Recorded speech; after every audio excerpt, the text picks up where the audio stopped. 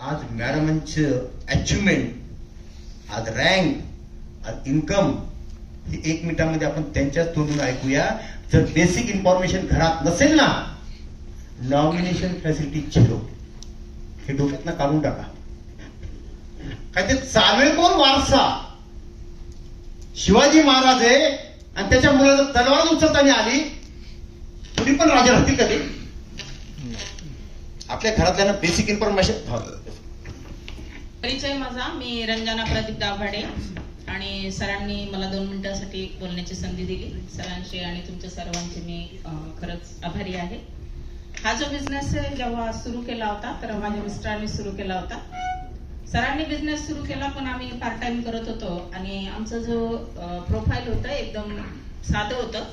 कारण का माझे मिस्टर कलर कॉन्ट्रॅक्टरचं काम करायचे आणि मी भाजी विकायचे.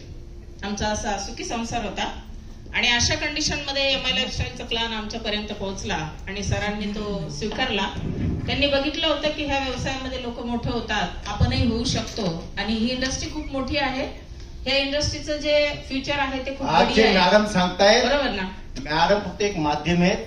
इथं एक दाभाडे सर, एक दाभाडे मॅडम 5-10 वर्षात 20 वर्षात होणारच आहे ना. आज त्यांची जी स्टोरी आहे ही आपली स्टोरी म्हणून डोळ्यासमोर आणा. हे तुम्हाला काही इमोशनल ब्लॅकमेल, काही तुमचा मी इन्शुरन्स काढायला नाही आलो की त्या प्रीमियम घ्यायचं तुमचा. ही रियालिटी. जर मॅडमला त्याच्यातलं बेसिक माहिती नसतं, सोबत जायचं तुम्ही? Yes sir. मला दाभाडे सर सोबत न्यायचे, कधी कधी मी सोबत जायचे. माझा व्यवसाय मी सांभाळायचे आणि त्याच्यामुळे मला MI लाईफस्टाईल काय आहे, याच्यामध्ये कसं काम करावं लागतंय, लोकांशी कसं अप्रोच व्हावं लागतंय, ह्या सगळ्या गोष्टी कळल्या होत्या. आणि शेवटी त्यांनी एक शब्द मला सांगितला होता, कारण का आमचा जो बिझनेस होता तो चांगला चालत होता आणि त्यांनी हा बिझनेस सुरू केला. मी ह्या बिझनेसच्या प्रती अगदी निगेटिव्ह होते. त्याचं कारण होतं की MI लाईफस्टाईल जेव्हा सुरू केली तर असे कपडे घालावे लागतात. सर TC झाले आणि कोट बीट घालू लागले तर त्यांना रंगाचे कपडे म्हणजे रंगाचं काम मिळालं असं झालं. लोक म्हटले साहेब झाला, बरोबर. त्याच्यानंतर मी भाजीपाल्याचा व्यवसाय करायचे तर माझा पण व्यवसायाकडे जे आहे तर दुर्लक्ष होत गेलं. त्याच्यामध्ये आमची कंडिशन एकदम बिकट झाली आणि त्यावेळेस मी दाभाडे सरांना म्हटले की हे काय रिकाम काम चालू केलंय, चांगलं चालू होतं आपलं. त्यावेळेस दाभाडे साहेब एक शब्द मला बोलले होते, तो आजही मला आठवतो. म्हणून मला सिनियर ज्युनियर ट्रेनिंग वगैरे याची गरज पडत नाही. त्याचं कारण आहे, साहेब म्हटले होते की आज जे काम आपण करत होतो त्याच्यातून तुला पैसे दिसत होते, पण एक दिवस असा येईल ना की मागच्या आठवड्याचा चेक खर्च नाही होणार आणि दुसऱ्या आठवड्याचा चेक येईल. आणि खरंच आज तसं होत आहे. त्याही पुढे एक शब्द बोलले होते की रंजना, ही जी ट्रेन आहे ना ही शेवटची, हिला सोडायचं नाही. म्हणून आज काही जरी झालं, कितीही टेन्शन आलं, तर मला बिझनेसच्या विषयी माझा जो विश्वास आहे तो सुटत नाही.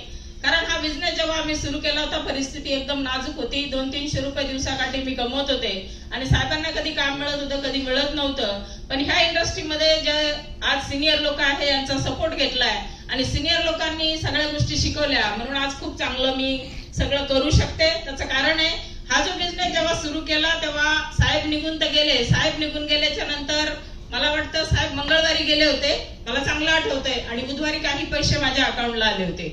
पैसे काही जास्त नव्हते, 15,000चा चेक होता, पण तो चेक मला 15 लाखासारखा त्यावेळेस वाटला. त्याचं कारण होतं की तेच पैसे घेऊन मी साहेबांचा सगळा कार्यक्रम केला आणि त्या दिवशी मला म्हणजे मी आत्मचिंतन केलं की हा जो बिझनेस साहेबांनी जर सुरू केला होता नॉमिनीसाठी तर नक्कीच माझ्या पाठीमागे फॅमिली आहे आणि म्हणून मी हा व्यवसाय केला पाहिजे. म्हणून मी त्या दिवसापासून हा व्यवसाय कासवाच्या गतीने आज करतेय. आणि पुन्हा एक सांगायचं मला, भाजी विकणारी एक भाजीवाली, इन्कम फारसं नसणारी लेडी आज 16.5 लाखाच्या गाडीमध्ये फिरू शकते. हे या बॅनरची